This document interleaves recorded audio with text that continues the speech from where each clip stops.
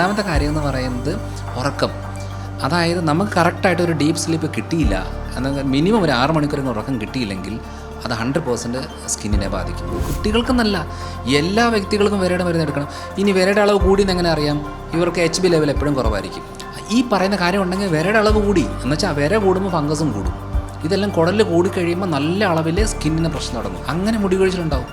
അപ്പോൾ നമ്മൾ നോക്കുന്ന വെറുതെ ഒരു എണ്ണ തൂത്തത് കൊണ്ടോ ഓയിൽ, അതേപോലെ തന്നെ സൺഫ്ലവർ ഓയിൽ, ഇതിനകത്ത് കുക്ക് ചെയ്യുന്ന ഫുഡിൻ്റെ അകത്ത് ഒമേഗ 6 കൂടുതലാണ്. ഈ ഒമേഗ 6 ആണ് ശരിക്കും പറഞ്ഞ് ഇൻഫ്ലമേഷൻ കൂട്ടുന്നത്. പ്രശ്നം വന്നു കഴിഞ്ഞാൽ ഒന്നാം തൈറോയ്ഡ് പ്രശ്നം, അല്ലെങ്കിൽ ലിവറിൻ്റെ പ്രശ്നം, അല്ലെങ്കിൽ കുടലിൻ്റെ പ്രശ്നം. ഈ 3 അവയവങ്ങൾക്ക് ഏത് അവയവത്തിനാണ് പ്രശ്നമുള്ളത് അതിൻ്റെ ആഫ്റ്റർ എഫക്റ്റ് ആയിട്ടേ സ്കിന്നിന് വരത്തുള്ളൂ. അല്ലാതെ സ്കിന്നിനൊരു ഓയിൻമെൻറ്റ് തൂത്തതുകൊണ്ട് കാര്യമില്ല. പ്രൊസീജിയേഴ്സ്, സ്കിൻ കോസ്മെറ്റിക് പ്രൊസീജിയേഴ്സ് ചെയ്യുന്നു, ഇതെല്ലാം ടെമ്പററിയാണ്. 2 ദിവസം, 3 ദിവസം, 5 ദിവസം, ഒരാഴ്ച, ഇതിൽ കൂടുതലൊന്നും ഇതിന് ആയുസില്ല. കാരണം എന്താ? മദ്യപാനം എത്രത്തോളം ഈ പ്രശ്നങ്ങളൊക്കെ കാരണമാകും? ഈ മദ്യപാനം മെയിനായിട്ടെന്ന് പറഞ്ഞാൽ 2-3 കാര്യങ്ങൾ, അങ്ങനെ പല ടൈപ്പിൽ മെത്തഡുകളുണ്ട് ഗ്ലൂട്ടത്തൈൻ എടുക്കുന്നതിന്. അതെടുക്കുന്ന ഒരിക്കലും സൊല്യൂഷൻ അല്ല. ശരിക്കും പറഞ്ഞാൽ ഗ്ലൂട്ടത്തൈൻ അങ്ങനെ വലിയ സൈഡ് എഫക്റ്റോ കാര്യങ്ങളൊന്നുമില്ല. പക്ഷേ അതൊരിക്കലും ഒരു കറക്റ്റായിട്ടുള്ളൊരു മെത്തഡല്ല. കാരണം അതിൽ ഒരു 60% കേസുകളിലും ഇത് ക്ലിയർ ആക്കി കഴിഞ്ഞാൽ മുടി കിളിത്ത് വരും. അല്ലാതെ നമ്മൾ ചെയ്തിട്ട് വലിയ കാര്യമൊന്നുമില്ല. കുടലിനെ ക്ലിയറാക്കി മോഷൻ ക്ലിയർ ആക്കുന്നത്, എന്നിട്ട് ഇത് ബ്രെയിനിൽ കയറുമ്പോൾ മാത്രമേ ഹാപ്പിനെസ് കിട്ടത്തുള്ളൂ. ഭൂരിഭാഗം ആൾക്കാരുടെ മോഷൻ പോകും, പക്ഷേ ഇത് ബ്രെയിനിലേക്ക് വരാത്തത് കൊണ്ട് എന്താ സംഭവിക്കുന്നത് വെച്ചാൽ ടെൻഷൻ കൂടും. അപ്പോൾ നമ്മൾ അതിൻ്റെതായ പ്രോബയോട്ടിക് കൊടുക്കണം, ഇല്ലെങ്കിൽ മുടി കൊഴിച്ചിലുണ്ടാവും. നമസ്കാരം. ഇന്ന് മറുനാടൻ മലയാളിയിൽ ആരോഗ്യപരമായ ചില കാര്യങ്ങളാണ് പ്രേക്ഷകർക്ക് മുന്നിലേക്ക് എത്തിക്കുന്നത്. ഇന്ന് നമ്മോടൊപ്പം ഡോക്ടർ മനോജ് ജോൺസൺ ചേരുകയാണ്. നമുക്കെല്ലാവർക്കും അറിയാം, സുപരിചിതനാണ്. സോഷ്യൽ മീഡിയയിലൊക്കെ വലിയ രീതിയിൽ അദ്ദേഹത്തിൻ്റെ പല വീഡിയോകളും വരുന്നതാണ്, കാണുന്നതാണ്. നമസ്കാരം ഡോക്ടർ. Hello, thank you. സുഖമാണല്ലോ? അടിപൊളി. അപ്പം ഞാനിന്ന് വന്നത്, ഇപ്പം ഈ സാധാരണ ഇപ്പം പെൺകുട്ടികൾക്കാണെങ്കിലും ആൺകുട്ടികൾക്കാണെങ്കിലും സാധാരണ ഉണ്ടാകുന്നൊരു പ്രശ്നമാണ് മുടി കൊഴിച്ചിൽ, താരൻ, അങ്ങനെയുള്ള വലിയ പ്രശ്നങ്ങൾ ഇപ്പം പലരും നേരിടുന്നുണ്ട്. പലരും ഈ ഹെയർ ഫിക്സ് ഒക്കെ ചെയ്യാൻ പോകുന്നുണ്ട്. എങ്ങനെ ഈ മുടി കൊഴിച്ചിൽ ഉണ്ടാവുന്നു? ഇതെങ്ങനെ നമുക്ക് പ്രതിരോധിക്കാൻ കഴിയും? ഓക്കെ, മുടി കൊഴിച്ചിലിൻ്റെ കാരണങ്ങൾ ഒത്തിരി ഉണ്ട്. നമ്മളിപ്പോൾ സാധാരണ രീതിയിൽ ഇപ്പോൾ വിറ്റമിൻ ഡി കുറഞ്ഞാൽ തന്നെ മുടി കൊഴിച്ചിലുണ്ടാകും. തൈറോയിഡിൻ്റെ വേരിയേഷൻ ഉണ്ടെങ്കിൽ ഉണ്ടാകും. ഈ അയൺ ഫെറിറ്റിൻ കണ്ടൻറ്റ് കുറഞ്ഞാൽ, HB ലെവൽ കുറഞ്ഞാൽ, വെള്ളത്തിൻ്റെ അളവ് കുറഞ്ഞാൽ, ഈ PCOD അല്ലെങ്കിൽ ഹോർമോണൽ വേരിയേഷൻ വന്നാൽ, അങ്ങനത്തെ പല കാരണങ്ങൾ കൊണ്ട്, ഇപ്പോൾ എന്തെങ്കിലും വൈറൽ ഇൻഫെക്ഷൻ വന്നാൽ, സ്ട്രെസ്സ് കൂടിയാൽ, അല്ലെങ്കിൽ കോസ്മെറ്റിക് ഐറ്റംസ് എന്തെങ്കിലും എടുക്കുന്നതിൻ്റെ റിയാക്ഷൻ ആയാൽ, അലർജി ടെൻഡൻസി കൂടിയാൽ, ഇത് ഓട്ടോമാറ്റിക്കായിട്ട് സംഭവിക്കുന്ന ഒരു കാര്യമാണ്. പക്ഷേ ഇത് വളരെ കോമൺ ആയിട്ട് സംഭവിക്കുന്നത് സ്ത്രീകളിലാണ്. അപ്പം അതിനകത്ത് നമ്മൾ ചെയ്യേണ്ടത്, പൊതുവെ ആരും ചെക്ക് ചെയ്യാത്തൊരു കാര്യങ്ങളെന്ന് പറയുന്നത്, നമുക്ക് വിറ്റമിൻ ഡി പൊതുവെ എടുക്കാറില്ല, വളരെ കുറവാണ്. ഭൂരിഭാഗം ആൾക്കാരും കുറവായിരിക്കും. അപ്പോൾ ഏതൊരു സ്ത്രീ എന്ന് പറഞ്ഞാൽ, ഏത് സ്ത്രീ എന്നല്ല, സ്ത്രീകളെന്നല്ല, പുരുഷന്മാരും ആയിക്കോട്ടെ, പക്ഷേ ഏറ്റവും കൂടുതൽ സ്കിൻ കണ്ടീഷന് ഡാമേജ് വരുന്നത് വിറ്റമിൻ ഡി കുറയുമ്പോഴാണ്. അപ്പോൾ വിറ്റമിൻ ഡി എന്ന് പറയുന്നത് ചെക്ക് ചെയ്യണം ആദ്യം. അപ്പോൾ ഇതിൻ്റെ അളവ് നമുക്കൊരു 30 താഴോട്ടാണ് കിടക്കുന്നതെങ്കിൽ നമ്മൾ അതിനുള്ള മെഡിസിനായിട്ടോ സപ്ലിമെൻ്റായിട്ടോ എടുക്കണം. കാരണം അത് ഫുഡിൽ കിട്ടത്തില്ല. പിന്നെ സൺലൈറ്റ് അത്ര സേഫ് അല്ല. കാരണം പല ആളുകൾക്കും പല സ്കിൻ പ്രശ്നം ഉള്ളപ്പം അവർ പോയിട്ട് സൺലൈറ്റിലേക്ക് നിന്ന് കഴിഞ്ഞാൽ അവരുള്ള സ്കിന്നും ഡാമേജ് ആയി പോകും. അതുകൊണ്ട് ഒരിക്കലും സൺലൈറ്റ് എന്ന് പറയുന്നത് വിറ്റമിൻ ഡിക്ക് ഒരു ഓപ്ഷനായിട്ട് ഞാൻ പറയില്ല. കാരണം ഞാൻ എപ്പോഴും നാച്ചുറലായിട്ട് ഉള്ള നല്ലതെന്ന് പറയുന്ന ഒരാളാണ്. എന്നാലും മെഡിസിനോ സപ്ലിമെൻ്റ് ആയിരിക്കും വിറ്റമിൻ ഡിക്ക് നല്ലത്. പിന്നെ മെയിനായിട്ട് നോക്കേണ്ട കാര്യം എന്ന് പറഞ്ഞാൽ ഈ പറയുന്ന അയൺ ഫെറിറ്റിൻ, നമ്മളെപ്പോഴും HB ലെവൽ ചെക്ക് ചെയ്യും. പക്ഷേ HBയെക്കാട്ടിലും വളരെ ഇതായിട്ട് നോക്കേണ്ട കാര്യം എന്ന് വെച്ചാൽ, ചില പലരുടെ HB ലെവൽ നോർമലായിരിക്കും, അവർ അനീമിക് അല്ലെന്ന് പറയും. പക്ഷേ അയൺ ഫെറിറ്റിൻ കുറഞ്ഞു കഴിഞ്ഞാൽ മുടി നന്നായിട്ട് കൊഴിയാൻ തുടങ്ങും. അപ്പം പല ആൾക്കാരും നമ്മൾ കഴിക്കുന്ന ഭക്ഷണം പോലും ദഹിപ്പിക്കാനോ ഉപയോഗപ്പെടുത്താനോ പറ്റാത്ത കാര്യങ്ങളിൽ അയണിൽ കുറയും. അപ്പോൾ നമ്മൾ എന്ത് ചെയ്യണം? അയൺ കണ്ടൻ്റാണ് എടുക്കേണ്ടത്. അത് സപ്ലിമെൻ്റ് മെഡിസിൻ എടുക്കാം. പക്ഷേ അതിനേക്കാളും നല്ല സേഫ് ആയിട്ടുള്ളതെന്ന് പറഞ്ഞാൽ ഇറച്ചി, അത് പ്രത്യേകിച്ച് റെഡ് മീറ്റ്സിലൊക്കെ നല്ല അളവിൽ അയൺ കണ്ടൻ്റ് ഉണ്ട്. റാഗിയിലുണ്ട്. അതേപോലെ ചുമന്ന ഫ്രൂട്ട്സ്, നമ്മുടെ ഈ മറ്റേ എന്താ പറയുക, ആപ്പിൾ, അതേപോലെ തന്നെ സ്ട്രോബെറി രീതിയിൽ, അതേപോലെ തന്നെ വാട്ടർ മെലനകത്ത്, ചുമന്ന് ഇരിക്കുന്ന ഏത് ഫ്രൂട്ട്സിനകത്തും ഇതുണ്ട്. പിന്നെ ബീട്രൂട്ടിനകത്ത് നല്ല രീതിയിലുണ്ട്. പിന്നെ ചീര ഐറ്റംസ്, ഈ മുരിങ്ങയില, നമ്മുടെ ഇലക്കറികളിനകത്ത്, അതൊക്കെ നല്ല അളവിൽ അയൺ കണ്ടൻ്റ് ഉള്ളതാണ്. അത് നമ്മൾ എടുക്കേണ്ടതാണ്. പല ആൾക്കാരും നമ്മൾ ഇതൊക്കെ മാറ്റി വെച്ചിട്ട് നമ്മൾ വെറുതെ ചോറും കറികളും മാത്രം കഴിച്ചുകൊണ്ടിരുന്നു കഴിഞ്ഞാൽ അതിൻ്റെ ഡെഫിഷ്യൻസി കൊണ്ടുണ്ടാകും. പിന്നെ മെയിനായിട്ട് വരുന്നതാണ് സ്ട്രെസ് ലെവൽ.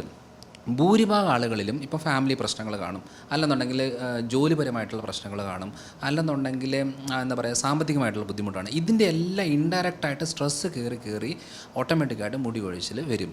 4മത്തെ ഒരു കാര്യം എന്ന് പറയുന്നത്, സ്ട്രെസ്സ് ക്ലിയർ ആക്കാനായിട്ട് അത് അവർ തന്നെ വിചാരിക്കണമെന്നേ ഉള്ളൂ. 4മത്തെ കാര്യം എന്ന് പറയുന്നത് ഉറക്കം. അതായത് നമുക്ക് കറക്റ്റായിട്ട് ഒരു ഡീപ്പ് സ്ലീപ്പ് കിട്ടിയില്ല എന്നാൽ മിനിമം ഒരു 6 മണിക്കൂറെങ്കിലും ഉറക്കം കിട്ടിയില്ലെങ്കിൽ അത് 100% സ്കിന്നിനെ ബാധിക്കും. പല ആളുകളുടെയും ഫേസ് ഡാർക്കാകും, പല ആളുകൾക്കും പെട്ടെന്ന് മുടി നരയ്ക്കും, മുടിയൊക്കെ വിണ്ട് കീറി പൊട്ടി വരും. അപ്പോൾ ഇതെല്ലാം ശരിക്കും പറഞ്ഞാൽ ഈ പലതരം പ്രശ്നങ്ങളുടെ ബാക്കി ആ പ്രശ്നങ്ങളാണ് ഞാൻ ഇത്രയും നേരം പറഞ്ഞത്. ചില ആൾക്കാർ എന്ത് കഴിച്ചാലും ശരീരത്തേക്ക് പിടിക്കത്തില്ല, ദഹിക്കത്തില്ല, വലിച്ചെടുക്കത്തില്ല. കഴിക്കുന്ന വെച്ചാൽ നന്നായിട്ട് കഴിക്കുകയും ചെയ്യും അവർ. ചില ആൾക്കാരെന്ന് പറഞ്ഞാൽ അവർ വളരെ ഡയറ്റ് നോക്കി കാര്യങ്ങളൊക്കെ ചെയ്ത് കഴിഞ്ഞിട്ട് പിന്നെ എന്ത് കഴിച്ചാലും ശരീരത്തേക്ക് പിടിക്കത്തില്ല. പലപ്പോഴും നല്ല ബാക്ടീരിയകൾ കുടലില്ലാത്തതിൻ്റെ പ്രശ്നം കൊണ്ട് വരാം, ഈ ചീത്ത ബാക്ടീരിയ കൂടിയത് കൊണ്ട് വരാം, വിരയുടെ അളവ് കൂടിയത് കൊണ്ട് വരാം. വിരയുടെ മരുന്ന് പൊതുവേ ഞാൻ ആരോടെങ്കിലും ചോദിക്കുമ്പോൾ വിരയുടെ മരുന്ന് എടുക്കാറുണ്ടെന്ന് വെച്ചാൽ അതൊക്കെ പിള്ളേർക്ക് ഉള്ള കാര്യമല്ലേ, കുട്ടികൾക്ക് എന്ന് പറഞ്ഞാൽ കുട്ടികൾക്കെന്നല്ല എല്ലാ വ്യക്തികൾക്കും വിരയുടെ മരുന്ന് എടുക്കണം. ഇനി വിരയുടെ അളവ് കൂടിയെന്ന് എങ്ങനെ അറിയാം? ഇവർക്ക് HB ലെവൽ എപ്പോഴും കുറവായിരിക്കും, അയൺ ഫെറിറ്റിൻ കുറയും, മുടി കൊഴിച്ചിലുണ്ടാകും, ശരീരം വണ്ണം വെക്കത്തേ ഇല്ല. അതേപോലെ തന്നെ എപ്പോഴും ക്ഷീണവും മടിയായിരിക്കും.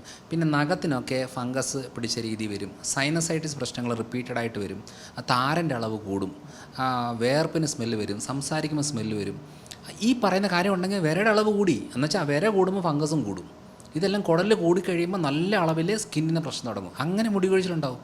അപ്പോൾ നമ്മൾ നോക്കുന്ന വെറുതെ ഒരു എണ്ണ തൂത്തത് കൊണ്ടോ കുറച്ച് ഗുളിക കഴിച്ചതുകൊണ്ടൊന്നും പ്രശ്നം മാറില്ല. അപ്പോൾ എന്ത് കാരണം കൊണ്ടെന്ന് മനസ്സിലാക്കി കഴിഞ്ഞാൽ ഈസിയാണ്. അപ്പം ഈ വീഡിയോ കാണുന്ന ആരും ആയിക്കോട്ടെ, അവർ ജസ്റ്റ് അവരുടെ കണ്ടീഷൻ ഒന്ന് ആലോചിച്ച് നോക്കിയാൽ മതി. സ്ട്രെസ് ലെവൽ കൊണ്ടാണോ, വിരയുടെ അളവ് കൂടിയത് കൊണ്ടാണോ, ഫംഗസ് കൂടിയത് കൊണ്ടാണോ, പോഷകക്കുറവ് കൊണ്ടാണോ, എന്ത് കണ്ടീഷനാണെന്ന് മനസ്സിലാക്കി കഴിഞ്ഞാൽ ആ അളവ് കാര്യങ്ങൾ ഇത് ലെവലാക്കി കഴിഞ്ഞാൽ ഓട്ടോമാറ്റിക്കായിട്ട് ഇത് ശരിയാവും. അല്ലാതെ ഇത് വെച്ചുകൊണ്ട് നമ്മളിങ്ങനെ ദീർഘനാളം നടക്കണ്ട, അല്ലെങ്കിൽ വെറുതെ ഒരു എണ്ണ തൂത്തുകൊണ്ട് നമ്മൾ സമയം കളയേണ്ട ആവശ്യമില്ല. കാരണം കണ്ടുപിടിക്കുക, അതിനുള്ളത് ചെയ്യുക. പല ആൾക്കാരും തൈറോയ്ഡ് പ്രശ്നം ഇപ്പം എൻ്റെ PhD സബ്ജക്റ്റാണ് ഈ തൈറോയ്ഡൈറ്റിസ് എന്ന് പറഞ്ഞൊരു കണ്ടീഷൻ. തൈറോയിഡിലെ നീർക്കെട്ടാണ്. ഈ നീർക്കെട്ട് വന്നു കഴിഞ്ഞാൽ അവർ സാധാരണ T3, T4, TS ചെക്ക് ചെയ്ത് എല്ലാം നോർമലായിരിക്കും. പക്ഷേ ഇവരുടെ ആൻറ്റിബോഡി ചെക്ക് ചെയ്യുക, തൈറോയ്ഡ് ഗ്ലാൻഡ് സ്കാൻ ചെയ്യുമ്പോഴൊക്കെയാണ് ഇത് മനസ്സിലാകുന്നത്. ഇതുണ്ടെന്ന കണ്ടീഷനിൽ നല്ല രീതിയിൽ മുടി കൊഴിച്ചിലുണ്ടാവും. എന്നാൽ തൈറോയിഡിൻ്റെ എല്ലാ പ്രശ്നവും ഇതെന്ന് കാണിക്കും, പക്ഷേ തൈറോയ്ഡ് ഹോർമോൺ ടെസ്റ്റ് ചെയ്താൽ നോർമലായിരിക്കും. അപ്പോൾ അവർ പറയും എനിക്ക് തൈറോയ്ഡ് ഇല്ലെന്നാണ് പറയുന്നത്, തൈറോയ്ഡ് പ്രശ്നം ഇല്ല എന്നാണ്. അങ്ങനെയല്ല. Iron content, ferritin content, vitamin D ഇത് മൂന്നും കുറഞ്ഞു കഴിഞ്ഞാൽ തൈറോയിഡിലെ നീർക്കെട്ട് കൂടും. അങ്ങനെ വരുമ്പോൾ നമ്മൾ നീർക്കെട്ടിന് ഇതുവരെ മരുന്നൊന്നും കണ്ടുപിടിച്ചിട്ടില്ല.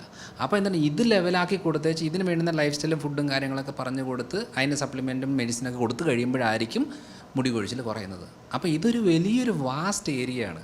അത് മനസ്സിലാക്കിയിട്ട് പോവുകയാണ്. അല്ലാതെ ചുമ്മാ നമ്മൾ ഈ ജനറൽ പാക്കേജ് ടെസ്റ്റൊക്കെ ചെയ്തുകൊണ്ടിരുന്നു കഴിഞ്ഞാൽ ഒരിക്കലും നമ്മുടെ പ്രശ്നങ്ങൾ മാറാൻ പോകുന്നില്ല. അതിൻ്റെതായ സ്പെസിഫിക് ടെസ്റ്റ് ചെയ്ത് കണ്ടുപിടിക്കുവാണെങ്കിൽ ഏറ്റവും നല്ലതായിരിക്കും. വെള്ളം ഇങ്ങനെ ഉള്ളത് കൊണ്ട് വെള്ളത്തിൻ്റെ പ്രശ്നം കൊണ്ട് മുടി കൊഴിച്ചിലുണ്ടാകാൻ സാധ്യതയുണ്ടോ? ഇത് ഈ വെള്ളത്തിന് പ്രശ്നം കൊണ്ട് മുടി കൊഴിച്ചിലുണ്ടാകുവാണെങ്കിൽ ആ വെള്ളം ഉപയോഗിക്കുന്ന എല്ലാവർക്കും മുടി കൊഴിച്ചിൽ വരണം. അപ്പം അങ്ങനെ വരുന്നില്ല. അപ്പോൾ അങ്ങനെ വരുന്നതെന്ന് വെച്ചാൽ ഇതിൻ്റെ ഉള്ളിലുള്ള ഫാക്ടേഴ്സ് പലത് കാരണങ്ങളായിരിക്കും. അതിനകത്ത് ഒരു കാരണം മാത്രമേ ഉള്ളൂ ഈ വെള്ളം. ഇതിനകത്ത് ഹാർഡ് വാട്ടർ വരാം, അല്ലെന്നുണ്ടെങ്കിൽ ക്ലോറിൻ കൂടുതലായിട്ടുള്ളത് വരാം, ഈ ട്രീറ്റ് ചെയ്യുന്നതിൻ്റെ ഭാഗമായിട്ട് വരാം. ഇത് ബാധകമാണ്. പല സാഹചര്യങ്ങളിലും വെള്ളം ഉപയോഗിക്കുന്ന പോലെ തന്നെ വെള്ളം കുടിക്കുന്നതിനകത്തും പ്രശ്നം വരും. നമ്മളിപ്പോൾ ഒരു അപ്പാർട്ട്മെൻറ്റിൽ അല്ലെന്നുണ്ടെങ്കിൽ ഏതെങ്കിലും ഒരു വാടക വീട്ടിലൊക്കെ എന്ന് പറഞ്ഞാൽ അവിടെ ഈ കിണർ വെള്ളം അല്ലാതെ വേറെ ഏതെങ്കിലും രീതിയിലാണ് വെള്ളം വരുന്നതെങ്കിൽ ആ വെള്ളത്തിനകത്ത് ഹെവി മെറ്റൽസ് ഉണ്ടോ, അതിനകത്ത് ഏത് അളവിലാണ് പോയ്സൺ കിടക്കുന്നത്, എങ്ങനെയൊന്നും ഒരു ധാരണയില്ല. അപ്പോൾ ആ കാര്യങ്ങളൊക്കെ നമ്മൾ കണ്ടിന്യൂസ് ആയിട്ട് റിപ്പീറ്റഡായിട്ട് ചെയ്ത് കഴിയുമ്പം അത് നമ്മളുടെ സ്കിന്നിനെയും മുടിയെയൊക്കെ ബാധിക്കും. പക്ഷേ ഭൂരിഭാഗം സാഹചര്യങ്ങളിൽ കണ്ടിന്യൂസ് ആയിട്ട് വരുമ്പോഴേ അത് പ്രശ്നമുള്ളൂ. അല്ലാതെ വല്ലപ്പോഴും നമ്മളത് ആക്കിയത് കൊണ്ടൊന്നും പ്രശ്നമില്ല. പല കാരണങ്ങൾ നമ്മുടെ ബോഡിയിൽ ഉണ്ടെങ്കിൽ അതിൻ്റെ കൂടെ ഇതും കൂടെ വരുമ്പോഴായിരിക്കും അത് ചിലപ്പം കൂടുന്നത്. അല്ലാതെ ഇതും കൊണ്ട് മാത്രമായിട്ട് എന്നുള്ളത് നമുക്ക് പറയാൻ പറ്റത്തില്ല. ഏതെങ്കിലും ഭക്ഷണം അതായത് നമ്മുടെ ശരീരത്തിലേക്ക് കൂടുതലായിട്ട് എത്തുമ്പോൾ ഇത്തരത്തിൽ മുടി കൊഴിച്ചിലോ അങ്ങനെ പ്രശ്നങ്ങളുണ്ടാകും? ഉണ്ട്. നമ്മളിപ്പം omega-6 എന്ന് പറയും. omega-6 എന്ന് പറയുന്നത് നമ്മുടെ ഈ ബേക്കറി ഐറ്റംസിനകത്ത് വറുത്ത് കോരി എടുക്കുമ്പോൾ ട്രാൻസ് ഫാറ്റ് അങ്ങനത്തെ ഐറ്റംസ്, ഈ പറയുന്ന ബേക്കറി ഐറ്റംസ് വറുത്ത് എടുക്കുന്ന സാധനങ്ങൾ, ഈ പാം ഓയിൽ, അതേപോലെ തന്നെ സൺഫ്ലവർ ഓയിൽ, ഇതിനകത്ത് കുക്ക് ചെയ്യുന്ന ഫുഡിൻ്റെ അകത്ത് omega-6 കൂടുതലാണ്. ഈ omega-6 ആണ് ശരിക്കും പറഞ്ഞ് ഇൻഫ്ലമേഷൻ കൂട്ടുന്നത്. ശരീരത്തിൽ ഇൻഫ്ലമേഷൻ കൂടുമ്പോൾ ഓട്ടോമാറ്റിക്കായിട്ട് അത് രക്തക്കുഴൽ ബ്ലോക്കുകൾ ഉണ്ടാക്കും, അലർജി ടെൻഡൻസി കൂട്ടും, ശരീരത്തിൽ എല്ലായിടത്തും വേദനകളുണ്ടാകും, നീർക്കെട്ടുണ്ടാകും, മുടി കൊഴിച്ചിലുണ്ടാകും, ടെൻഷൻ ലെവൽ കൂടും, പല രീതിയിലുള്ള പ്രശ്നങ്ങൾ വരും. അപ്പോൾ അതുകൊണ്ട് നമ്മളെപ്പോഴും അറിയേണ്ട ഒരു, ഇപ്പം നമ്മൾ പൊറോട്ട കഴിച്ചു, പൊറോട്ട നല്ലതാണ്, അതിനൊന്നും കുഴപ്പമില്ല. പക്ഷേ അതിനകത്ത് 70% ഈ പറയുന്ന സൺഫ്ലവർ ഓയിലാണ്. അതായത് നമ്മൾ ആകെ നോക്കുന്ന അതിനകത്ത് മൈദ മാത്രമാണ്. പക്ഷേ ഇത് ഹൈ എമൗണ്ട് ഓഫ് ഓയിലാണ് നമ്മുടെ. അതേപോലെ മയനൈസ് വരുന്നത്, അതിനകത്തും ഒരു 90% ഓയിലാണ്. അപ്പോൾ ഈ പറയുന്ന ഓയിൽ കണ്ടൻറ്റ് ശരിക്കും ഹെൽത്തി ആയിട്ട് ഓയിൽ എന്ന് പറയുന്നത് വെളിച്ചെണ്ണയാണ്. അപ്പോൾ വെളിച്ചെണ്ണ അല്ലെങ്കിൽ കുക്ക് ചെയ്യാതെ മാരിനേറ്റ് ചെയ്യുവാണെങ്കിൽ ഒലിവ് ഓയിൽ, ഈ 2 ഓപ്ഷനാണ് ഏറ്റവും നല്ലത്. മൂന്നാമതൊരു ഓപ്ഷൻ പറയുവാണെങ്കിൽ വല്ല റൈസ് ബ്രൈനൊക്കെ പറയാമെന്നല്ലാതെ ഈ പാം ഓയിലും സൺഫ്ലവർ ഓയിലും ഏറ്റവും ലാസ്റ്റിൽ വെക്കേണ്ട ഒരു കാര്യമാണ്. പക്ഷേ നമ്മൾ പോയിട്ട് ഒരു ഹോട്ടലിൽ പോയിട്ട് കഴിക്കുമ്പോൾ നമ്മളവിടെ എണ്ണ ഒന്നും ചോദിക്കാനൊന്നും പോകുന്നില്ല. നമ്മൾ പോയിട്ട് പൂരി കഴിക്കുന്നു, മറ്റേ ഉഴുന്നുവട കഴിക്കുന്നു, പരിപ്പുവട കഴിക്കുന്നു, പഴംപൊരി കഴിക്കുന്നു. എല്ലാ കാര്യങ്ങളിലും ഹയ്യസ്റ്റ് ആയിട്ട് കിടക്കുന്നത് ഈ പറയുന്ന ഒമേഗ-6 അടങ്ങിയ ഓയിലുകളാണ്. ഇത് കൂടുതൽ കയറി കഴിഞ്ഞാൽ ഓട്ടോമാറ്റിക്കായിട്ട്, അതുകൊണ്ടാണ് ഞാൻ ഏറ്റവും കൂടുതൽ ട്രീറ്റ് ചെയ്യുന്നത് താരൻ്റെ പ്രശ്നം, മുടി കൊഴിച്ചിൽ പ്രശ്നം ട്രീറ്റ് ചെയ്യുമ്പോൾ UAE ഭാഗത്താണ്, ദുബായ്, അബുദാബി, ഷാർജ, ജബൽ ഈ ഏരിയകളിലുള്ള ആൾക്കാരാണ്. അവർ ട്രീറ്റ് ചെയ്യുമ്പോൾ ക്ലിയറായിട്ട് മനസ്സിലാവും അവർക്ക് അവിടെ ഭയങ്കരമായിട്ടാണ് ഈ പ്രശ്നം. താരനൊക്കെ ഭയങ്കര ഹൈ ആണ്. അപ്പോൾ അതിനകത്ത് ഏറ്റവും ഹയ്യസ്റ്റ് ആയിട്ട് വരുന്നത് ഈ പറയുന്ന ഗോതമ്പല്ല മൈദ ഐറ്റം. അതിൻ്റെ ബാഡ് കോമ്പിനേഷനായിട്ട് വരുന്നത് ഈ പറയുന്ന നമ്മുടെ ഓയിലാണ്. അപ്പം ഈ ഷുഗർ കണ്ടൻറ്റ്, ഈ പറയുന്ന വെജിറ്റബിൾ ഓയിൽ, മൈദ കണ്ടൻറ്റ്, ഈ ഒരു കോമ്പിനേഷനിൽ ഹയ്യസ്റ്റ് ആയിട്ട് ഉള്ളിൽ കയറിയാൽ അവർക്ക് 100% മുടിയുടെയും സ്കിന്നിൻ്റെയും പ്രശ്നങ്ങൾ തുടങ്ങും. അതല്ല തുടങ്ങുന്നത്, ഉള്ളിലെ പല പ്രശ്നങ്ങളാണ് തുടങ്ങുന്നത്. അതിൻ്റെ ഒരു ആഫ്റ്റർ എഫക്റ്റ് ആയിട്ട് വരുന്നൊരു കാര്യമാണ് മുടിയും സ്കിൻ എന്നൊക്കെ പറയുന്നത്. അതുകൊണ്ട് എപ്പോഴും വറുത്ത് കോരിയെടുക്കുന്നതും പ്രത്യേകിച്ച് ഈ ഓയിൽ കണ്ടൻറ്റ് ഉള്ളതും ബേക്കറി സാധനങ്ങൾ എത്ര മധുരമൊക്കെ എത്ര കുറയ്ക്കുന്നോ അത്രയും നല്ലത്. അല്ലാതെ ഇറച്ചി, മീൻ, മുട്ടയല്ല. ഇറച്ചി, മീൻ, മുട്ട എല്ലാം കഴിക്കാം, പച്ചക്കറികൾ കഴിക്കാം, ഇലക്കറികൾ കഴിക്കാം, നട്ട്സ് കഴിക്കാം, പയറുപരിപ്പ് വർഗ്ഗങ്ങൾ കഴിക്കാം, എല്ലാ കാര്യങ്ങളും കഴിക്കാം. പക്ഷേ ചില കണ്ടീഷനിൽ അലർജിയുള്ള ആളുകളിൽ നമുക്ക് മുടി കൊഴിച്ചിൽ വരും. അലർജി ഉണ്ടാക്കുന്ന ഫുഡ് എന്ന് പറയുന്നത് ഈ നമ്മുടെ നാട്ടിലൊക്കെ അയല മീനില്ലേ, അയല ഉണ്ട്, പിന്നെ ട്യൂന എന്ന് പറയും, ചൂര, അതേപോലെ ഈ ഞണ്ട്, കൊഞ്ച്, ചെമ്മീൻ, കക്ക, ഇതൊക്കെ അലർജി ഉണ്ടാക്കുന്ന. പിന്നെ ഈ പീനട്ട്സ്, നിലക്കടല, അതും സിവിയർ അലർജി ഉണ്ടാക്കുന്ന സാധനം. പാല്, ഗോതമ്പിൻ്റെ കണ്ടൻറ്റ്, ഇത് ഇത്രയും ശരിക്കും പറഞ്ഞാൽ ഫുഡിനകത്ത് തുമ്മൽ, ശ്വാസമുട്ടൽ, അലർജി, കണ്ണ് ചൊറിച്ചിൽ ഉള്ള ആളുകൾ ഇതും കൂടെ സപ്ലൈ ചെയ്ത് കഴിഞ്ഞാൽ അവർക്ക് മുടിയുടെ പ്രശ്നം കൂടും. അപ്പോൾ ഇത് നമ്മൾ മനസ്സിലാക്കിയിട്ട് വേണം, അത് പറ്റൂല. അല്ലാതെ അത് മോശമല്ല, ഒരിക്കലും നിലകടല മോശമല്ല, ഒരിക്കലും മീൻ മോശമല്ല, അതൊക്കെ നല്ലതാണ്. പക്ഷേ ആ വ്യക്തിക്ക് അത് പറ്റുകയോ ഇല്ലയോ, അത് മനസ്സിലാക്കിയെങ്കിൽ മാത്രമേ ഒരു ക്ലാരിറ്റി വരത്തുള്ളൂ. അല്ലാതെ എൻ്റെ ഭർത്താവിന് പറ്റുന്നുണ്ട് എനിക്ക് പറ്റുന്നില്ല എന്ന് പറയാനില്ല. ആ ഭർത്താവ് വേറെയാണ്, വേറെ കുടുംബമാണ്, വേറെ ജീനിൽ വന്നാണ്, അവിടെ അലർജിക് ടെൻഡൻസി ഇല്ല. ഇവിടെ ഉണ്ടെങ്കിൽ അവർക്കും അവരുടെ മക്കൾക്കും നേരത്തെ നമ്മളിങ്ങനെ ചുമ്മാതെ ഉള്ള ഗോതമ്പ് മൈദ ഐറ്റം, റസ്ക്, ബിസ്ക്കറ്റ് കൊടുത്തുകൊണ്ടിരുന്ന കാര്യം ചെറിയ പ്രായത്തിൽ തുമ്മാൻ തുടങ്ങും കുട്ടികൾ, കഫക്കെട്ട് തുടങ്ങും, മുടി കൊഴിച്ചിൽ തുടങ്ങും, താരനുണ്ടാകും, മുടി നരയ്ക്കും, പെട്ടെന്ന് കണ്ണ് ചൊറിച്ചിൽ, തുമ്മൽ, എല്ലാ പ്രശ്നങ്ങളും അലർജി ടെൻഡൻസി കാണിക്കും. അതിന് ഈ ഫുഡുകൾ പറ്റില്ല. അപ്പം നമ്മളത് നല്ലതാണോ മോശമാണോ എന്നല്ല, ഈ കണ്ടീഷനുള്ളവർക്ക് അത് പറ്റത്തില്ല. അത് എടുത്തുകൊണ്ടിരുന്ന് കഴിഞ്ഞാൽ, ഇപ്പം ഫോർ എക്സാമ്പിൾ പാല് 60% ആൾക്കാരും പാല് പറ്റില്ല. ആർക്കാ പറ്റാത്തതെന്നറിയോ? സ്കിന്നിന് എന്തെങ്കിലും പ്രശ്നമുള്ളവർക്ക് പറ്റത്തില്ല, തൈറോയിഡിന് പ്രശ്നമുള്ളവർക്ക് പറ്റത്തില്ല, ഗ്യാസിന് പ്രശ്നമോ മലബന്ധമോ നെഞ്ചരിച്ചിലോ പുളിച്ചേട്ടലുള്ളവർക്ക് പറ്റത്തില്ല. ഇതറിയാതെ നമ്മൾ ചായയും മിൽക്ക് ഷേക്കും പാലും ഒക്കെ കുടിച്ചുകൊണ്ടിരുന്ന് കഴിഞ്ഞാൽ ഈ പ്രശ്നം മാറത്തേയില്ല. അപ്പം പാല് പ്രശ്നമാണ്, അല്ലാതെ പാല് മോശമല്ല. പാലൊരു കംപ്ലീറ്റ് ഫുഡാണ്. ആർക്കാ? ഈ പ്രശ്നം ഇല്ലാത്തവർക്കാ. അപ്പം നമ്മൾ അവർക്ക് പറ്റുമോ ഇല്ലയോ, ഇതാണ് അറിയേണ്ടത്. അപ്പം മുടിയുടെ കാര്യം വരുമ്പോഴും നമ്മൾ ആദ്യം മനസ്സിലാക്കേണ്ട കാര്യം എന്ന് വെച്ചാൽ, നമ്മളെപ്പോഴും ബ്യൂട്ടി കോൺഷ്യസ് ആണെന്നുണ്ടെങ്കിൽ, നമ്മുടെ സ്കിന്നിനെ പ്രോപ്പറായിട്ട് മെയിൻറ്റെയിൻ ചെയ്യണമെന്നുണ്ടെങ്കിൽ, മുടിയെ പ്രോപ്പറായിട്ട് മെയിൻറ്റെയിൻ ചെയ്യണമെന്നുണ്ടെങ്കിൽ, അവരുടെ ശരീരപ്രകൃതം എന്താണ്, ഏതൊക്കെയാണ് ഡെഫിഷ്യൻസി ഉള്ളത്, ഏതൊക്കെ അലർജി ടെൻഡൻസി ഉള്ളത്, ഏതൊക്കെ ഫുഡ് കൂടുതൽ എടുക്കേണ്ടത്, ഏതൊക്കെ മാറ്റി വെക്കേണ്ടത്, ഏതൊക്കെ കുറച്ചെടുക്കേണ്ടത്, ഈ ക്ലാരിറ്റി ഇല്ലാതെ മുന്നോട്ട് പോയാൽ അവരുടെ സ്വന്തം ശരീരം ഡാമേജ് ചെയ്യുകയാണ്. അല്ലാതെ അതിനകത്ത് നല്ല ഭക്ഷണം, മോശം ഭക്ഷണം എന്ന് പറഞ്ഞൊരു ഭക്ഷണമൊന്നുമില്ല. എല്ലാവർക്കും എല്ലാം കഴിക്കാം. അവർക്ക് ഏതാ പറ്റുന്നതെന്നുള്ളത് നോക്കിയിട്ട് വേണം ചെയ്യാനായിട്ട്. അപ്പോൾ ഈ ക്രീമുകളും ഓയിലുകളും ഒന്നും ഗുണം ചെയ്യില്ലെന്നാണോ? ക്രീമുകൾ, ഓയിലൊക്കെ ഒരു ടെമ്പററി കാര്യമാണ്. ഇപ്പം നമ്മളിപ്പം ഫേസ് ഇരുണ്ട് വരുന്നു, അപ്പോൾ ലേസർ ചെയ്യാം. ലേസർ ചെയ്ത് കഴിഞ്ഞാൽ ഒരു 1 വീക്ക് നമുക്ക് ആ മെച്ചം കിട്ടും. പക്ഷേ എന്നാൽ അതിന് ഉള്ളിലെ പ്രശ്നം മാറുന്നില്ലല്ലോ. എപ്പോഴും അറിയേണ്ട കാര്യം എന്നാൽ, സ്കിന്നിനൊരു പ്രശ്നം വന്നു കഴിഞ്ഞാൽ ഒന്നാ തൈറോയ്ഡ് പ്രശ്നം, അല്ലെങ്കിൽ ലിവറിൻ്റെ പ്രശ്നം, അല്ലെങ്കിൽ കുടലിൻ്റെ പ്രശ്നം. ഈ 3 അവയവങ്ങൾക്ക് ഏത് അവയവത്തിനാണ് പ്രശ്നമുള്ളത് അതിൻ്റെ ആഫ്റ്റർ എഫക്റ്റ് ആയിട്ടേ സ്കിന്നിന് വരത്തുള്ളൂ. അല്ലാതെ സ്കിന്നിനൊരു ഓയിൻമെൻറ്റ് തൂത്തതുകൊണ്ട് കാര്യമുണ്ട്. ഇപ്പോൾ നമുക്കൊരു ചൊറിച്ചിൽ വന്നു, ഒരു ഓയിൻമെൻറ്റ് തൂത്തു, കുറയും, പിന്നെ ഉണ്ടാവും. ചിലപ്പോൾ ഇവിടുത്തെ ചൊറിച്ചിൽ മാറി ഇവിടെ വരും, ഇത്രയേ ഉള്ളൂ. നമ്മളിപ്പോൾ ഒരു ഫേഷ്യൽ ചെയ്യുന്നു, ലേസർ ചെയ്യുന്നു, അല്ലെങ്കിൽ പലതരം പ്രൊസീജിയേഴ്സ്, സ്കിൻ കോസ്മെറ്റിക് പ്രൊസീജിയേഴ്സ് ചെയ്യുന്നു, ഇതെല്ലാം ടെമ്പററിയാണ്. 2 ദിവസം, 3 ദിവസം, 5 ദിവസം, ഒരാഴ്ച, ഇതിൽ കൂടുതലൊന്നും ഇതിന് ആയുസില്ല.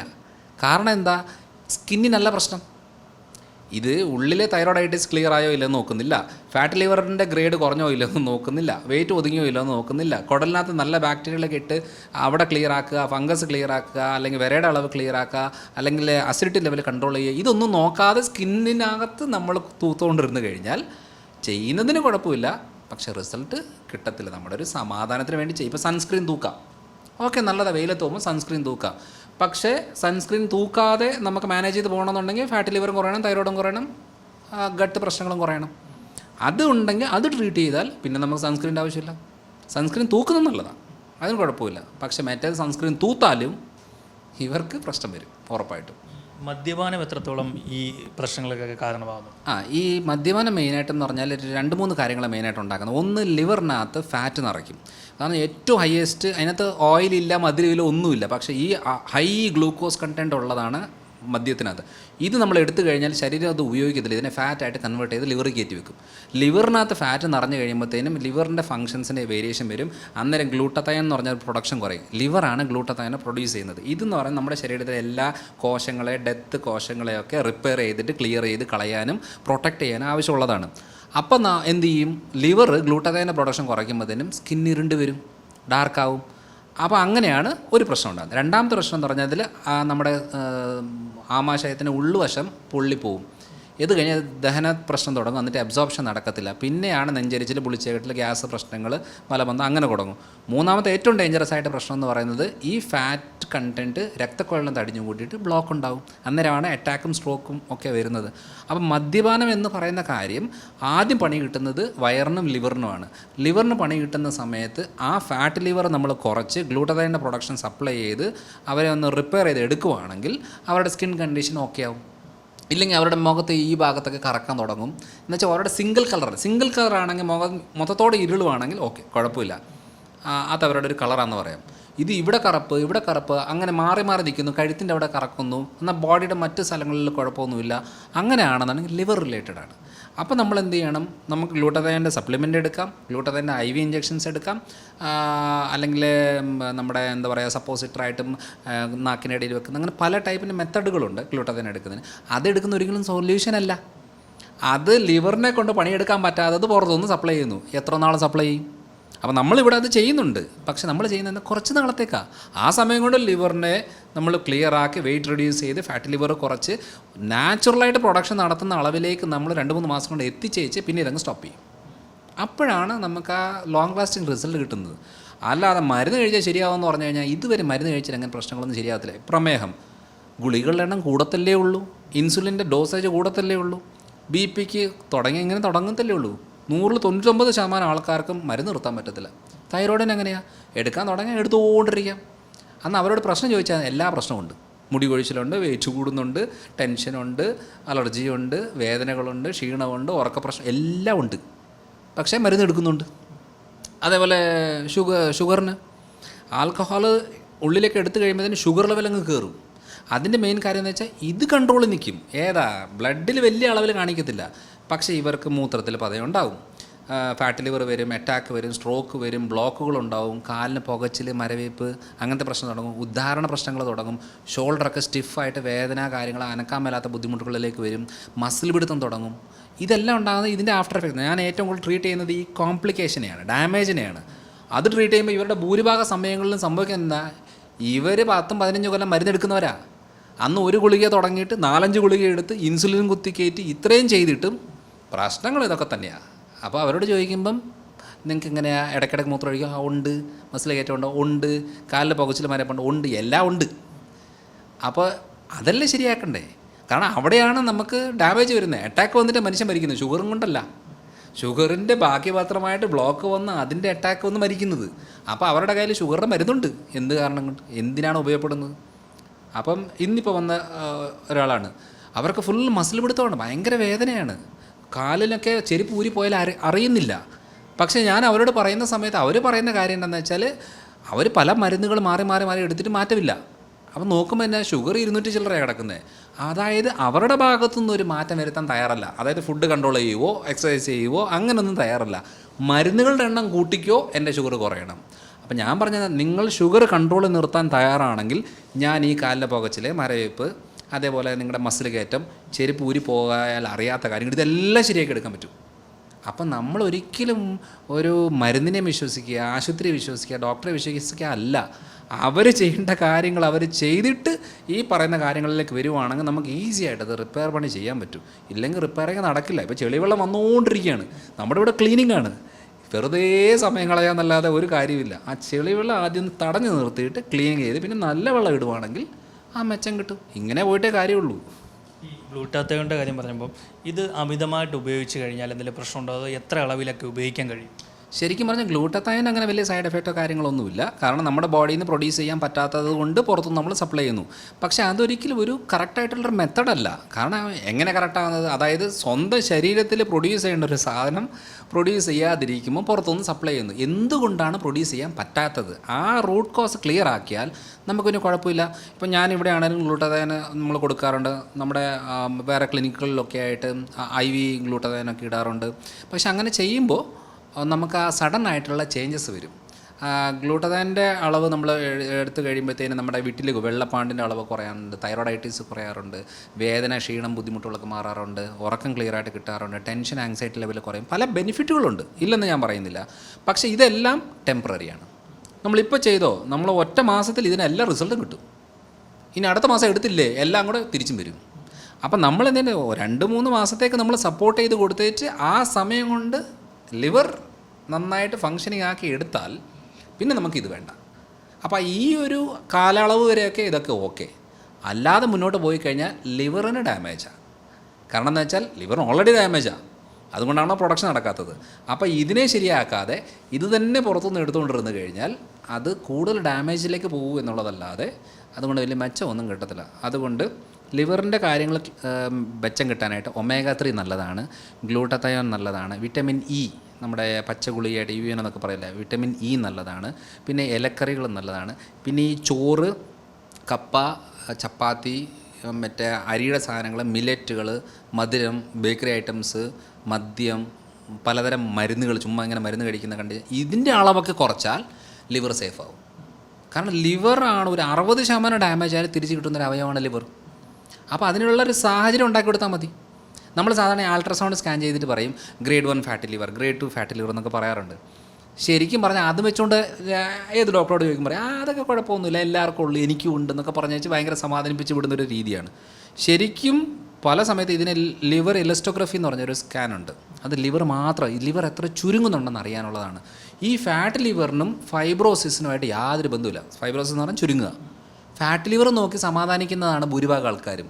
ഇതിങ്ങനെ ഗ്രേഡ് 1 ഗ്രേഡ് 2 ഒക്കെ കടന്നു കഴിഞ്ഞിട്ട് ഉള്ളിൽ ഇതിങ്ങനെ ചുരുങ്ങാൻ തുടങ്ങും. അത് 2, 3, 4 സ്റ്റേജുകളുണ്ട്. 4ാമത്തെ സ്റ്റേജിനാണ് സീറോസിസ് എന്ന് പറയുന്നത്.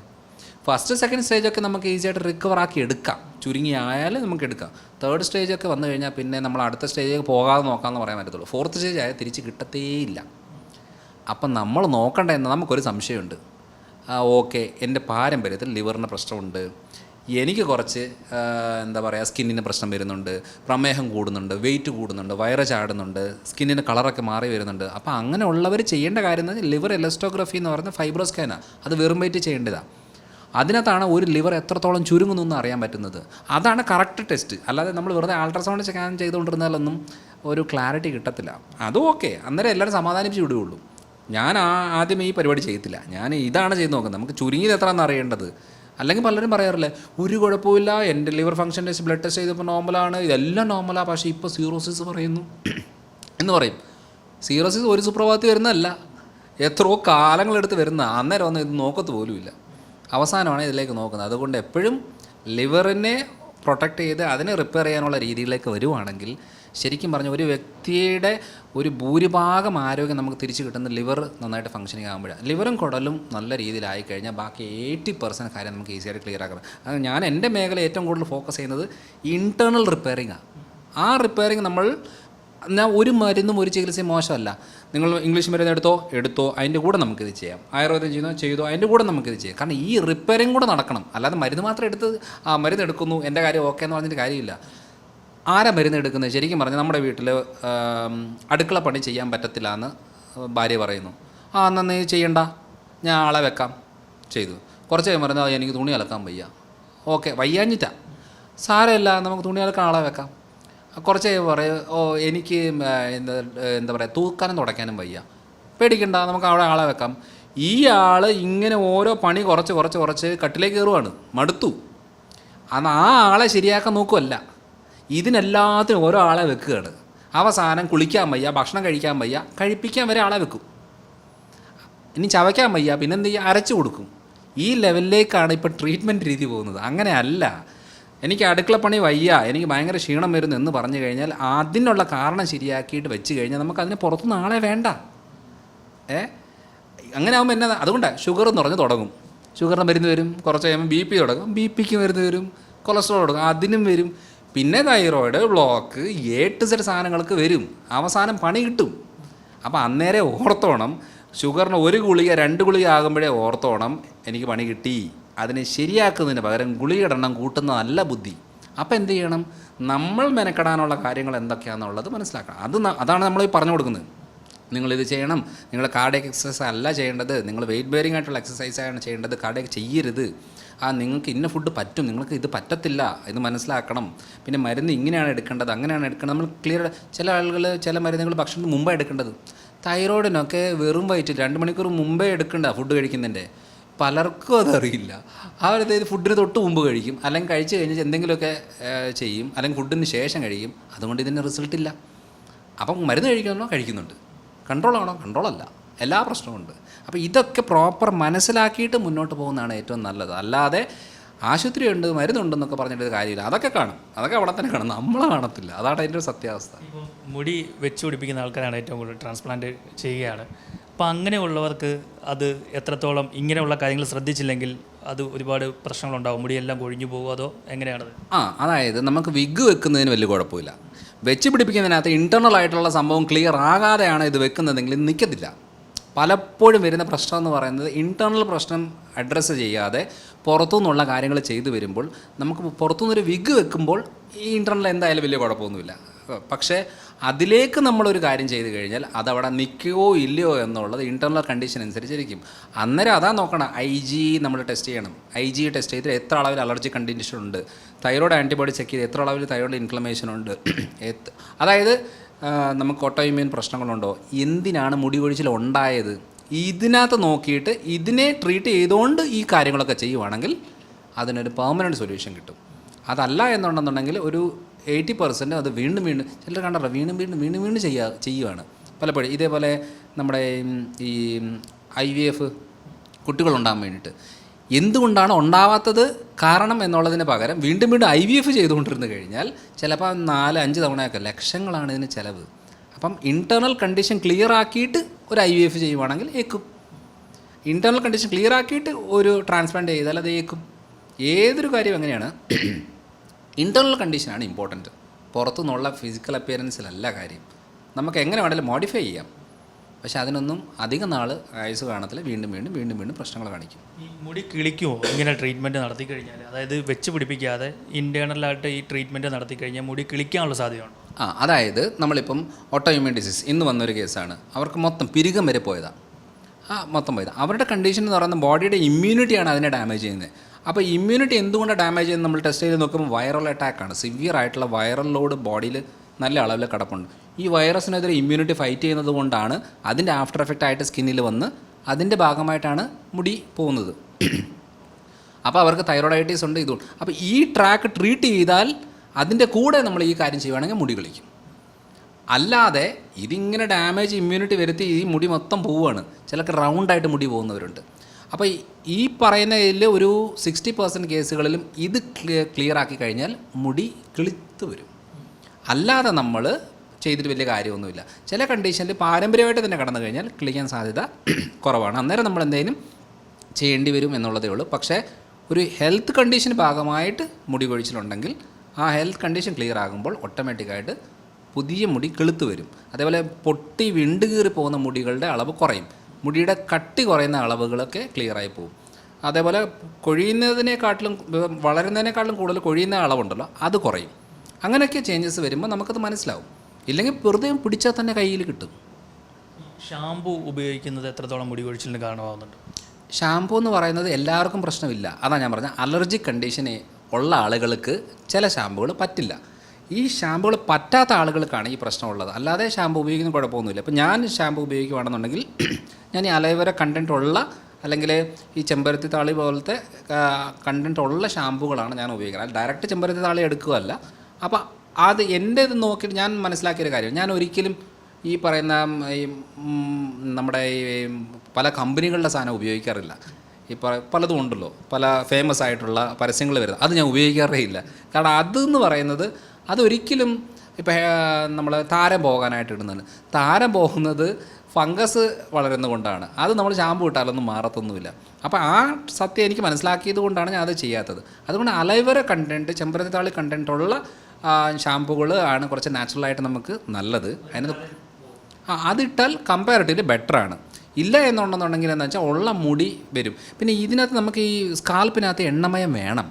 നമ്മൾ ഫുള്ള് എന്താ പറയുക, ഈ പറയുന്ന ഡിറ്റർജൻറ്റ് ഇടുന്ന പോലെ പതപ്പിച്ച് എടുത്ത് ഇത് ചെയ്ത് കഴിഞ്ഞാൽ അവിടുത്തെ ആ നാച്ചുറൽ ഓയിൽ പോകുമ്പോൾ അവിടെ ഡ്രൈനെസ് കൂടും, ചൊറിച്ചിലുണ്ടാകും, ഫംഗസ് ഗ്രോത്ത് കൂടും, അങ്ങനെ പല കാര്യങ്ങൾ. പിന്നെ സ്കിന്നിൻ്റെ പ്രശ്നം കൊണ്ട് മുടിയുടെ കട്ടി കുറയും, ഉള്ള് പോകാനൊക്കെ തുടങ്ങും.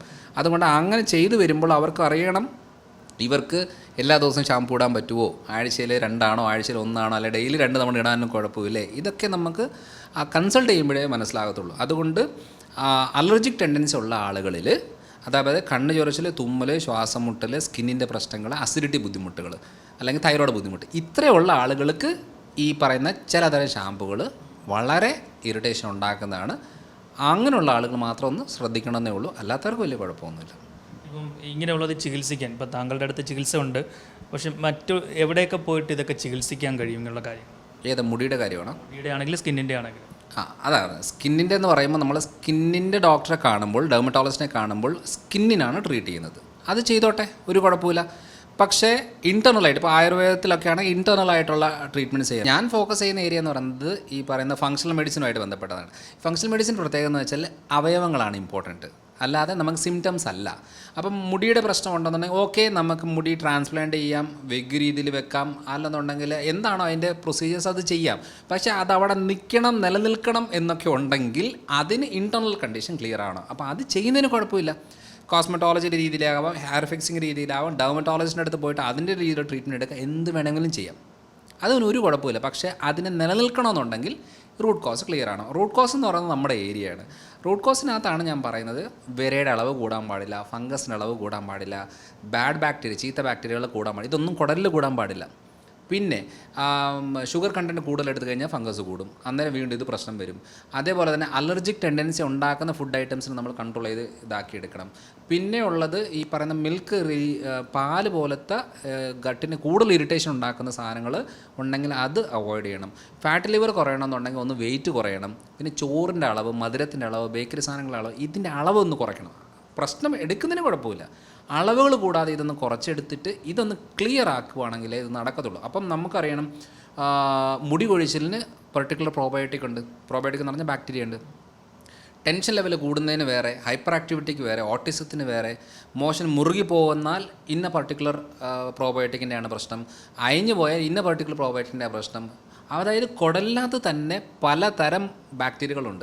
അതിൻ്റെ എണ്ണങ്ങളൊക്കെ കറക്റ്റായിട്ട് ബാലൻസ് ചെയ്തെങ്കിൽ മാത്രമേ ഉള്ളൂ. അപ്പോൾ നമുക്കറിയാണ് മല മുറുകി പോവുകയാണ്, കോൺസ്റ്റിപ്പേഷൻ ആണെന്ന് പറഞ്ഞാൽ ഓക്കെ, അവർ വെള്ളം കുടിക്കാഞ്ഞിട്ടോ പഴം കഴിക്കാഞ്ഞിട്ടോ പച്ചക്കറി കഴിക്കാഞ്ഞിട്ടോ അല്ല, അത് മെത്തനോജനിക് ബാക്ടീരിയ എന്ന് പറയുന്ന ബാക്ടീരിയയുടെ അളവ് കൂടി, അപ്പം മുറുകും. അപ്പം നമ്മൾ എന്ത് ചെയ്യണം, അതിനെ ബാലൻസ് ചെയ്യാനുള്ള കാര്യങ്ങളാണ്, ബാക്ടീരിയകളാണ് സപ്ലൈ ചെയ്യേണ്ടത്. ചിലത് അയഞ്ഞു പോവും, അപ്പോൾ അതിനുള്ളതാണ്. ചില ആളുകളുടെ ആങ്സൈറ്റി ലെവൽ കൂടും. അതായത് ഇവരുടെ കുടലിനകത്ത് അവരോട് ചോദിക്കും മോഷൻ അങ്ങനെ അയഞ്ഞാണ് പോകുന്നത്, ഓക്കെ, അങ്ങനെ ഉണ്ടെങ്കിൽ അവർക്ക് 100% ആങ്സൈറ്റി ഡിപ്രഷനും കൂടും.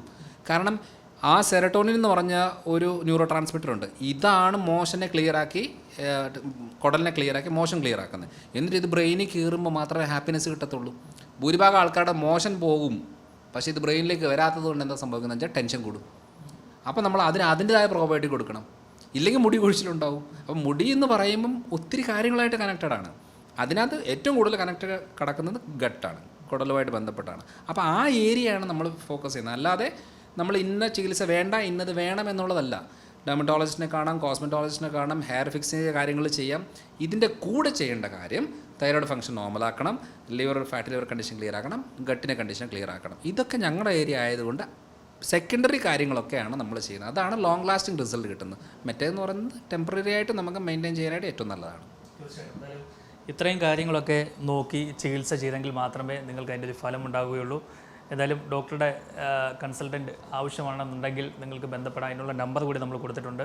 നിങ്ങൾക്ക് മറ്റെവിടെ വേണമെങ്കിലും ഇത്തരത്തിലുള്ള ചികിത്സകൾ ലഭ്യമാകുന്നതാണ്. കൊച്ചിയിൽ നിന്നും പ്രത്യുഷിനൊപ്പം ആർ പിയൂഷ്, മറുനാടൻ TV.